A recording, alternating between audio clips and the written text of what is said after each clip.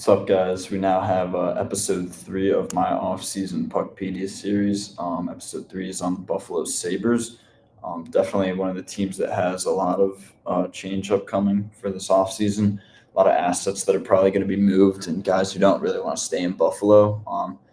And some big names too. So we're going to dive in, take a look at what they should do with those guys, and how to rebuild the roster around the guys who are going to be leaving. So taking a look at the roster here initially, a lot of the top line is still the same, but then you got holes for Paterka and McLeod here. Paterka, I don't think will be re-signing, but McLeod will be re-signed to be the 2C. I think at about this AAV for 5 years. I think that's pretty fair. And then we'll also re-sign Jacob Bernard Docker. We'll do 2 years, $2.5 million, not $25 million. I also think Jack Quinn's probably going to be gone. Devin Levi will be brought back though, probably $950K for 2 years. I think they're really hoping that he finds his game sometime soon here, and shows him that he could be their franchise #1 goalie. So, yeah. But a lot of the bulk of the moves the Sabres are going to be making is going to be trades. As a matter of fact, while we're at it, we'll actually extend Benson too. I think he'll be extended 7 years, $7.5 million. I think is pretty fair. So let's dive into some trades though. So I think the first trade that the Sabres should make, it's a good way to get rid of their big names without creating too big of a hole, would be to trade for another big name in Elias Pettersson. I think they should trade Paterka. Where is he? There's JJ Paterka, Josh Norris, and a third for Elias Pettersson and Nils Höglander. So the Sabres are still able to stay young and don't lose too much in terms of value in this trade. So I think it's a good trade for both sides. It gives everyone involved a change of scenery, and kind of helps the Sabres keep a competitive window open for themselves. So, yeah. Next trade, you still got some more guys to give up in Byram and Jack Quinn. So we are going to send them to the Pittsburgh Penguins in exchange for Philip Hallander, center prospect who's probably NHL ready now. He could be on the fourth line for the Sabres. Ricard Raquel, and then RFA right defenseman Connor Timmins. And the Sabres really need right defenseman because on the left, as of right now, they have Darlene Power and Byram, as well as other guys. Like I think Matthias Samuelsson is also on the left. So they have a big hole at the right because the guys they have over there are like Connor Clifton and Jacob Bernard Docker, and that's about it. So the Penguins will give him Timmins, who's another right defenseman, as well as a second and a third in exchange for Bowen Byram and Jack Quinn. Now, these two picks could easily also turn into the Rangers first that the Penguins have, but I think this is pretty fair in terms of value just because the Sabres have no leverage with these guys and they want to leave, and everyone kind of knows that. So I think this is a good trade for Buffalo, considering the situation that they're in. And they get a good veteran scorer in Raquel, which I think the Sabres need pretty bad. So we'll put Raquel on the first line, Benson on the second. Zucker can go to the third line on the right wing and put Höglander on the third line left wing. McLeod at the 2C. So this forward core, as of right now, is looking pretty good. But I think it maybe could also use a little bit more depth scoring.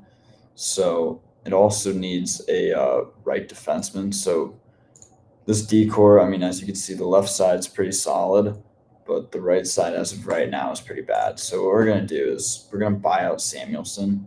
Looking at the buyout calculator on Puckpedia, it doesn't look like his buyout hit is too bad. It's only $700K every year for about 10 years, 9 years, which is a long time. And, I get it. It sucks, but that's not that much in the grand scheme of things, especially with the cap going up, and that frees up a lot of space for the Sabres.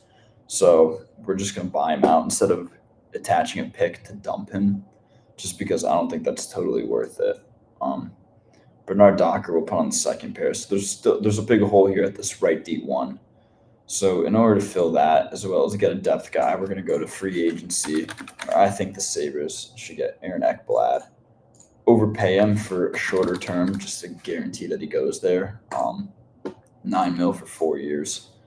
And then for depth scoring, they'll get Max Pacioretty, who played pretty good for the Leafs this year at 36 years old. He will now be 37 this coming season. But he's a good depth scoring guy. Could probably bring some grit to the lineup. So we'll do this. Ekblad slots in here. And don't forget about Connor Timmins, who we signed or traded for. I believe they will sign him for about this 2.1 mil for 2 years. He'll slot in there. And then 5 mil over the cap, which is pretty big.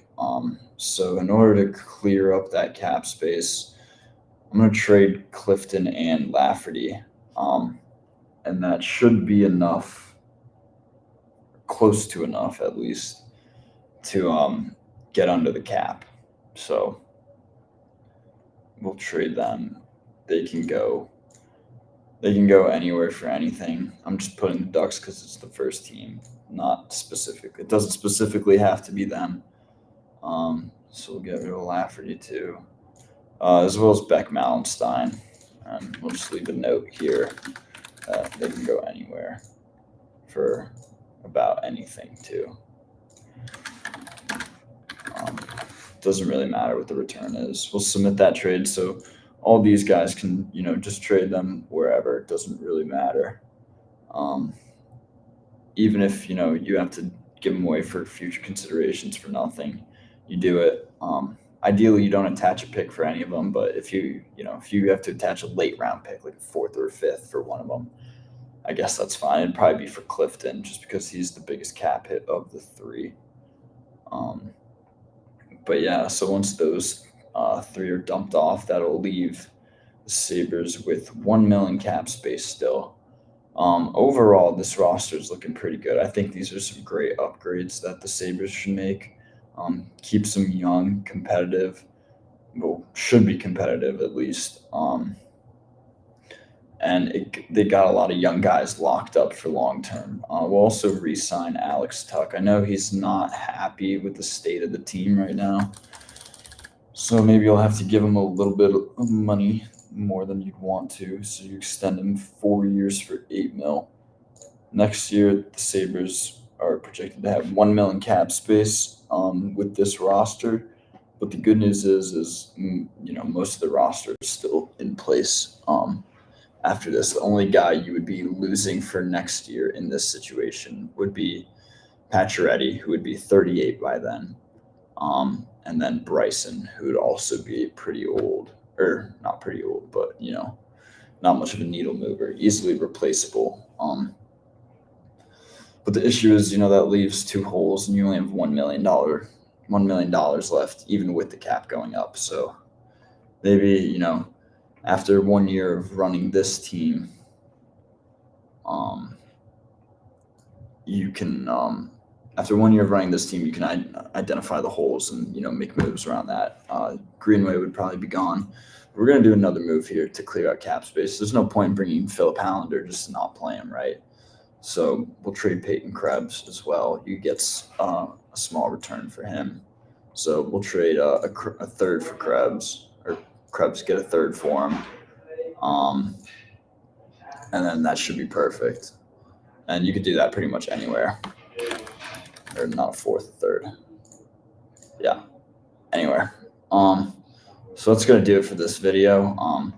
I think this is a pretty good offseason for the Sabres if they do all these moves, which obviously they won't, but these are the foundations of, what they should do. And it improves the roster a lot, keeping them young and kind of building towards being a competitive team, which I think this roster could be on paper at least. So that'll do it for this video. Thanks for tuning in to episode 3 of this offseason series. I'll catch you guys in the next one.